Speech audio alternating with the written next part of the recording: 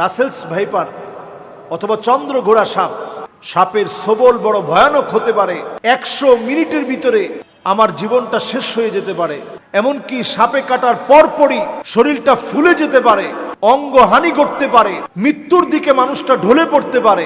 আপনারা নিশ্চয়ই দেখেছেন ফেসবুকে, সামাজিক যোগাযোগ মাধ্যম, ইউটিউব এবং টেলিভিশনের নিউজ হয়েছে।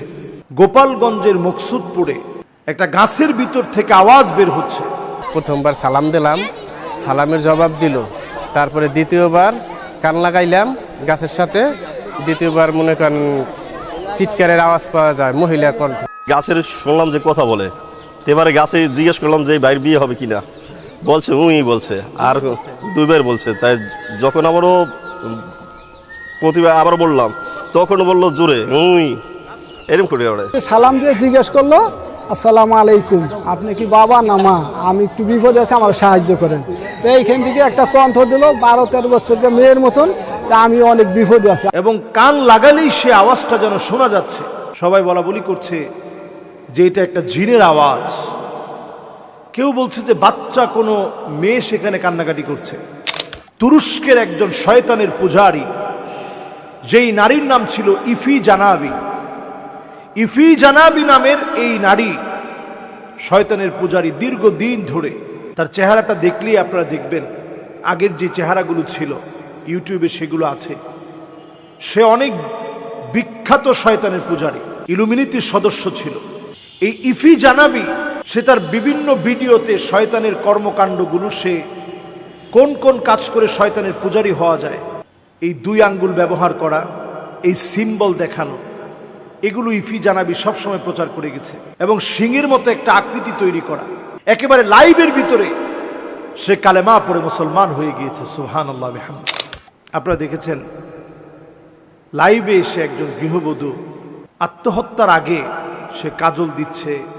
এরপরে সে যে কথাগুলো বলেছে, কথাগুলো সত্যি হৃদয়ে লাগার মতো।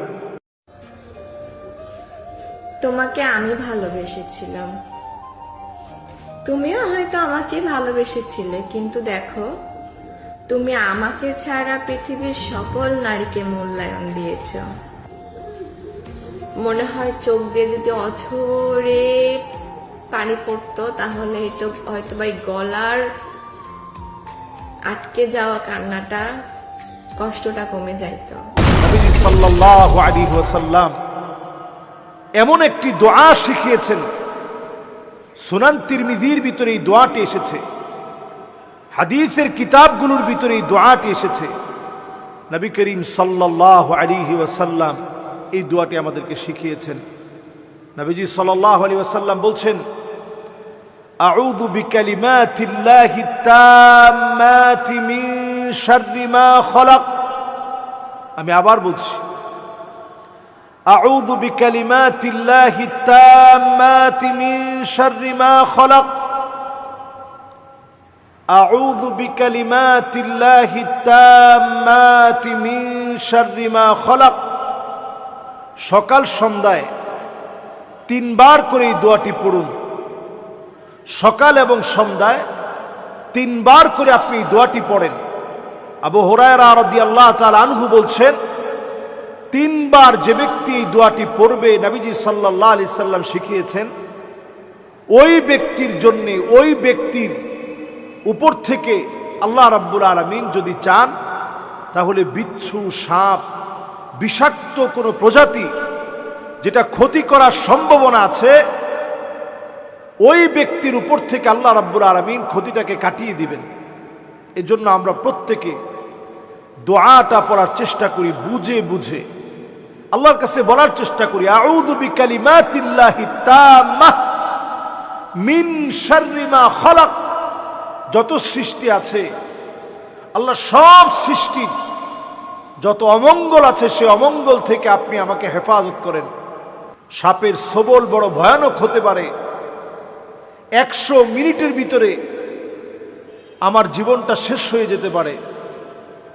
এমনকি সাপে কাটার পরপরই শরীরটা ফুলে যেতে পারে, অঙ্গহানি করতে পারে, মৃত্যুর দিকে মানুষটা ঢলে পড়তে পারে। কত রকমের ভয়াবহতা মানুষের উপর নেমে আসতে পারে। এজন্য এই সময়টাতে আমি আপনি বর্ষাকালে যেহেতু সাপের প্রাদুর্ভাব বেড়ে যায়, এই সময়টাতে আমরা সতর্ক হই। ফরিদপুরের একজন ব্যক্তি, তিনি এই সাপকে যে মারতে পারবে তার জন্য 50,000 টাকা তিনি বাজেট করেছেন, যে এক একটা রাসেলস ভাইপার যদি মারতে পারে 50,000 টাকা তিনি দিবেন। এটা কেন তিনি এটা বলেছেন? মানুষের মধ্যে এখন প্রচণ্ড ভয়ভীতি কাজ করছে। মানুষ কৃষিক্ষেতে যেতে পারছে না, ধান কাটতে গেলে ভয় চলে আসতেছে যে কখন না জানি সাপ আক্রমণ করে বসে। এই সাপ নদী পথে এক জায়গা থেকে আরেক জায়গায় ছড়িয়ে পড়ছে। আমাদের দেশের 28টা জেলাতে এখন প্রচণ্ডভাবে এবং প্রচুর পরিমাণে, যেহেতু বংশ বিস্তারে 20 থেকে 40টি বাচ্চা একবারেই সে দিতে পারে, খুব দ্রুত পরিসরে তার বংশ ছড়িয়ে পড়ে। এজন্য আমরা আল্লাহর কাছে আযাব থেকে পানাহ চাই। এবং এই সাপের ভয়াবহতা দেখার পরে রাসেলস ভাইপার অথবা চন্দ্রঘোড়া সাপ, দেখবেন চাঁদের মতো ছোপ থাকে। এই চাঁদের মতো ছোপ দেওয়া সাপটা আমাদের ঘরের আশেপাশে আঙিনায়, এই সাপের ভয়াবহতা থেকে বাঁচতে এমন কিছু উদ্ভিদ আছে যেই গাছগুলোর ঘ্রাণ, যেই গাছগুলো লাগানোর পরে এর ঘ্রাণ সাপ গ্রহণ করতে পারে না, সহ্য করতে পারে না। এই ধরনের গাছগুলো বেশি লাগানো। এমন কিছু গাছ আছে যেই গাছগুলো সাপ অনেক বেশি পছন্দ করে, এর মধ্যে লেবু গাছ, এবং আমাদের এমন কিছু ফুলের গাছ আছে যেই গাছগুলো দেখবেন সাপ খুব পছন্দ করে। লেবু গাছটা খুব পছন্দ করে কেন? কারণ লেবু গাছের দেখবেন আশেপাশে বিভিন্ন জায়গাতে অনেক সময় ইঁদুর থাকে, ব্যাঙ থাকে। এই যে ইঁদুর আর ব্যাঙ যে জায়গার মধ্যে বেশি বেশি আসে, এমন সব জায়গার ভিতরে আপনি দেখবেন যে কোনো মুহূর্তে এই রাসেলস ভাইপার সহ বিভিন্ন সাপ এই জায়গাতে বাসা বানায় এবং এর আশেপাশেই বিভিন্ন সময়ে লুকিয়ে থাকে। তো অন্যান্য সাপগুলো স্বভাবত মানুষকে দেখলে ভয় পেয়ে যায় এবং সে চলে যেতেই চায়, কিন্তু রাসেলস ভাইপার এটা এমন আতঙ্কের নাম হয়ে দাঁড়িয়েছে যেটা মানুষকে গায়ে পড়েই কামড় দিতে চায় এবং ভয় দেখানোর জন্য এটা দেখবেন ঠিক প্রেসার কুকারের মতো আওয়াজ করে, মানুষ প্রচণ্ড যেন ভয় পেয়ে যায়। এজন্য আমি বলবো যে সাপকে আপনি মারার আগে একটু সতর্ক হবেন। অন্তত 3 বার বলবেন যে তুমি যদি জিন হও তাহলে চলে যাও, জিন হও তাহলে তুমি চলে যাও, জিন হও তাহলে চলে যাও। এরপরে আপনি যদি রাসেলস ভাইপার এই জাতীয় কোনো সাপ, যেটা মানুষের জন্য বড় আতঙ্কের বিষয় হয়ে দাঁড়িয়েছে, আপনি এটাকে পেলে মেরে ফেলবেন। আমাদের দেশে সাপ রিস্কিউ করে যারা, এদেরকে আরো বেশি রাষ্ট্রীয় সম্মাননায় পদমর্যাদা দিয়ে তাদেরকে এগিয়ে আনা দরকার ছিল। এই মানুষগুলো দেশের এই সাপের মধ্য দিয়ে, এই সাপের বিষ দিয়ে যে মেডিসিনগুলো তৈরি করা যায়, এটা দিয়ে কিন্তু আমাদের দেশ অর্থনৈতিকভাবে স্বাবলম্বী হতে পারত। এবং এই সাপগুলো বিভিন্ন মানুষের রোগ মুক্তির কারণ হিসেবে আল্লাহ তাআলা কোনো কিছু কিন্তু অনর্থক দেন নাই, সব কিছু আমাদের জন্যই আল্লাহ তাআলা দিয়েছেন। তো এটা আমাদের জন্য মুক্তির কারণ হতে পারত, এটা আমাদের জন্য বরং ক্ষতিকারক না হয়ে এটা আমাদের জন্য উপকারী হতে পারত। আল্লাহ রাব্বুল আলামিনের কাছে আমরা ফরিয়াদ করি আমাদের দেশের এই ভয়াবহতা থেকে আল্লাহ যেন আমাদেরকে হেফাজত করেন। আপনারা নিশ্চয়ই দেখেছেন ফেসবুকে, সামাজিক যোগাযোগ মাধ্যম, ইউটিউব এবং টেলিভিশনে নিউজ হয়েছে, গোপালগঞ্জের মকসুদপুরে একটা গাছের ভিতর থেকে আওয়াজ বের হচ্ছে এবং কান লাগালেই সে আওয়াজটা যেন শোনা যাচ্ছে। সবাই বলা বলি করছে যে এটা একটা জিনের আওয়াজ। কেউ বলছে যে বাচ্চা কোনো মেয়ে সেখানে কান্নাকাটি করছে। তো এই ঘটনাটি বের হয়ে আসলো ঠিক তখন বাচ্চা 2জন ছেলে একজন প্রবাসীর বাড়িতে গেল গাছ কাটার জন্যে, দুষ্টামি করেই কোপ দিল। এই কোপ দেওয়ার পরেই এই বিপত্তিটা বেজেছে।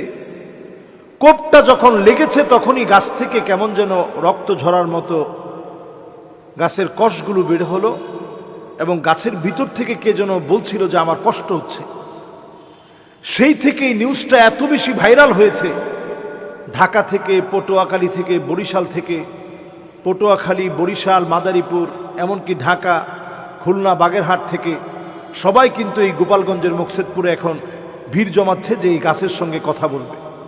আমরা আসলে খুব হুজুগে জাতি।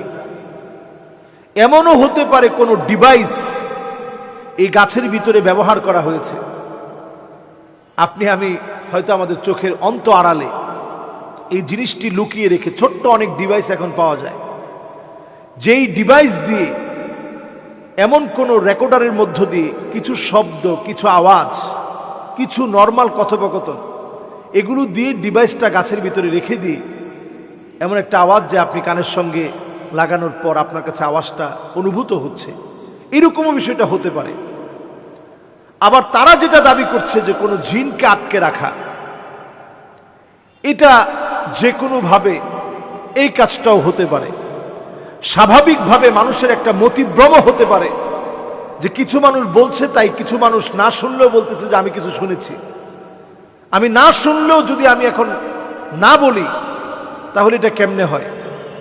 ওইখানের একজন ইমাম সাহেবকে প্রশ্ন করা হয়েছে যে আপনি কি মনে করেন? তো ইমাম সাহেব বলেছে, আমার কাছে মনে হচ্ছে দুষ্ট কোনো জিনকে এখানে আটকে রাখা হয়েছে। তো দেখুন, আমাদের দেশে এখন প্রতিনিয়ত এত বেশি তাবিজ, কালো জাদু, ব্ল্যাক ম্যাজিক, মানুষকে ক্ষতি করার জন্য এত কিছু বর্তমান সময়ে বেড়ে গিয়েছে। নবীজি সাল্লাল্লাহু আলাইহি ওয়াসাল্লাম পরিষ্কার হাদিসের মধ্যে বলেছেন, হাদ্দুস সাহিরি দরবাতুম বিসাইফ, এই ধরনের যারা জাদু টোনা বান কালো জাদু নিয়ে কাজ করে, এদের শাস্তি হচ্ছে মৃত্যুদণ্ড, অন্য কোনো শাস্তি নাই। রাষ্ট্রীয়ভাবে এদেরকে, এই জাতীয় ব্যক্তি যারা আছে, দোষী সাব্যস্ত করে এদেরকে শাস্তির আওতায় আনা উচিত। যারা মানুষের জীবন নিয়ে খেলছে এদেরকে শাস্তির আওতায় আনা উচিত। এদেরকে শাস্তির আওতায় এনে দৃষ্টান্তমূলক শাস্তি এদেরকে দেওয়া উচিত। কারণ এদের কারণে মানুষ মারা যাচ্ছে, এদের কারণে মানুষের ক্ষতি হচ্ছে, রাষ্ট্রের ক্ষতি হচ্ছে। এদের ব্যাপারে সিদ্ধান্ত নেওয়া সময়ের দাবি। সম্মানিত মুসল্লিয়ানে কেরাম, আমরা কোন নিউজ দেখলেই ওইটাকে বিশ্বাস করে নিব না, তদন্ত করা ছাড়া। মিথ্যাবাদী হওয়ার জন্য এটি যথেষ্ট। যা শুনবে তাই বলবে, যা শুনবে তাই বলবে, অপপ্রচার করে বেড়াবে। মুনাফিকদের একটা বদ অভ্যাস ছিল, তারা তিলকে তাল বানাতো। ইহুদিদের একটা বদ অভ্যাস ছিল, তারা তিলকে তাল বানাতো। কিন্তু আমাদের দেশে এখন আমরা প্রায়শই দেখি নিউমার ছড়িয়ে যায় একেবারে মুহূর্তের ভিতরে। কোনো কিছু হওয়ার আগেই আমাদের দেশে নিউমার ছড়িয়ে যায়। এই যে এখন দেখবেন কিছুদিনের ভিতরেই এই গাছের ভিতরে ফিতা ঝুলানো হবে, মানুষ মনে করবে এই তো মনে হয় আমার মনের আশা পুরা হবে। একজন বৃদ্ধ লোকের কাছ থেকে সাক্ষাৎকার নেওয়া হলো যে আপনি কি কিছু শুনছেন? বলছে না, আমি প্রথমে শুনি নাই, পরে সালাম দিছি, উত্তর নিছে। মানুষকে জিজ্ঞাসা করতেছে আপনি শুনছেন? বলছে হ্যাঁ, আমিও কথা বলছি, কিন্তু আমার কথার উত্তর দেয় নাই, কান্নার আওয়াজ শুনছি। আপনি শুনছেন? হ্যাঁ, আমার কাছে কেঁদে কেঁদে কি জানি বলছে, আওয়াজগুলো স্পষ্ট না। এইরকম নানা রকম ডালপালা কিন্তু এখন এই গাছটাকে নিয়ে শুরু হয়ে গেছে। আমাদের দেশে এরকম অনেক কিছু এইভাবেই কিন্তু এক সময় এই গাছটা অলৌকিক গাছ, এরকম নাম কিন্তু আমাদের দেশে এইভাবে কিন্তু চলে আসছে। এজন্য আল্লাহর কাছে পানাহ চান। শিরক বড় মারাত্মক। শিরকটা এতটা ছোট, আকফা মিন দাবিবিন নামল, ছোট্ট একটা পিপিলিকা অন্ধকার রাত্রিতে, ফি লাইলাতিন যালমা, অন্ধকার একটা পাহাড়ের ভিতরে কালো একটা পিপিলিকা বসে থাকা, ওই পিপিলিকার উপরে আপনার পা পড়াটা যেমন সহজ, শিরকের ভিতরে নিমজ্জিত হওয়া এর চাইতে বেশি সহজ। এজন্য আল্লাহর কাছে পানাহ চান। যতজন আমরা নিয়ত করে ফেলছি গাছের সঙ্গে গিয়ে কথা বলবো, গাছ কেমনে কথা বলে, আমি একটু শোনার জন্য যাব, এরকম যারা নিয়ত করছেন আল্লাহর কাছে পানাহ চান। যারা মানুষের ক্ষতি করার জন্য এরকম কালো জাদু, ব্ল্যাক ম্যাজিকে নিজেদেরকে খুব পণ্ডিত মনে করেন, জাহান্নাম আপনাদের শেষ ঠিকানা। নবীজি বলছেন, সে আমার দলভুক্ত হতে পারে না যেই লোকটা মানুষকে ক্ষতি করার জন্যে এই ব্ল্যাক ম্যাজিক, এই জাতীয় কালো জাদু এগুলো চর্চা করে। অন্য হাদিসের ভিতরে নবীজি সাল্লাল্লাহু আলাইহি সাল্লাম বলছেন, মান আতা কাহিনান আও আররাফান ফাসাদ্দাকাহু বিমা ইয়াকুল ফাকাদ কাফারা বিমা উনজিলা আলা মুহাম্মদ সাল্লাল্লাহু আলাইহি ওয়াসাল্লাম। এই জাতীয় কোন ব্যক্তি যারা মানুষকে আগাম অনেক কিছু বলে দেয়, অমুককে মেরে ফেলবো, অমুকের ক্ষতি করতে পারবো, অথবা অমুকের সাথে সম্পর্ক হয়ে গেছে, বিয়ে হয়ে গেছে, ওইটাকে ভেঙে ফেলবো, তাকে তিল তিলে নিঃশেষ করে দিব, মাছের মধ্যে সই ফুটিয়ে, পুতুলের ভিতরে সই ফুটিয়ে, গাছের ভিতরে প্যারাক গেড়ে নানাভাবে ক্ষতি করার চেষ্টা করব, সব আমরা করব। এরকম যারা বলবে, এই রকম কোন ব্যক্তির কথা বিশ্বাস করে তার কাছে যদি আপনি যান, নবীজি সাল্লাল্লাহু আলাইহি সাল্লাম বলছেন, কেমন যেন সে আমার উপরে যে কোরআন আল্লাহ অবতীর্ণ করেছেন, এই কোরআনকে কেমন যেন সে অস্বীকার করে ফেললো। কোরআনকে যদি আপনি অস্বীকার করেন, আপনি কেমন করে একজন মুসলিম থাকতে পারেন? এজন্য আমরা কিছু শুনলেই নিউমারে বিশ্বাস করব না। একজন মুমিন, তার বিশ্বাসের অনেক দাম। এই দামি বিশ্বাসকে আপনারা ঠুনকো কোনো বিষয় দিয়ে নষ্ট করবেন না। আল্লাহর কাছে আমরা পানাহ চাই সব রকমের এমন জাদু, বান, টোনা, কুফরি কালাম, এরকম মুসিবতের সকল বিষয় থেকে আমরা পানাহ চাই। আল্লাহ তাআলা আমাদেরকে হেফাজত করুক।